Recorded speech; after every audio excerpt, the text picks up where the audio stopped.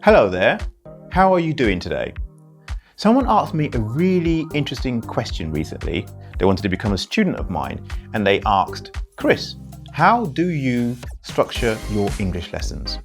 I have over 20 students who I teach every week and I do have a structure to how I teach.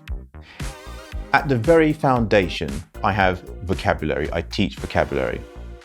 Once you're mastering vocabulary and pronunciation, then I teach about conversation. I help to facilitate conversation, help people become more fluent with the language.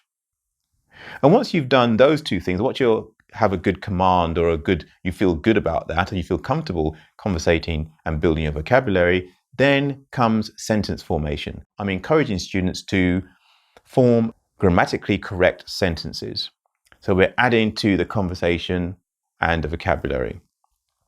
And after that, we are then storytelling.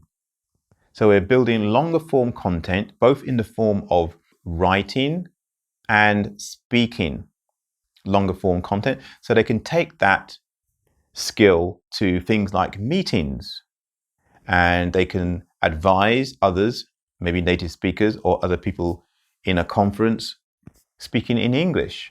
They can also write better and more effective things like emails.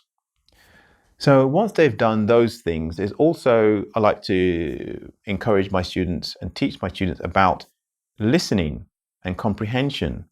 If you understand the context in which someone is speaking to you, then you can respond better.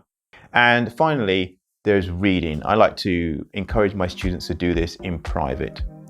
Once you're reading, if you're reading on a daily basis, you are thinking more in English and you are improving all of the above 5 points, creating better English. So that's how I like to teach my students, tell them how to improve their English. Great question.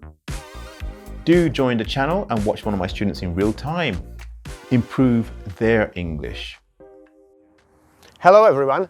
Today I will be talking about the Slovak stereotypes.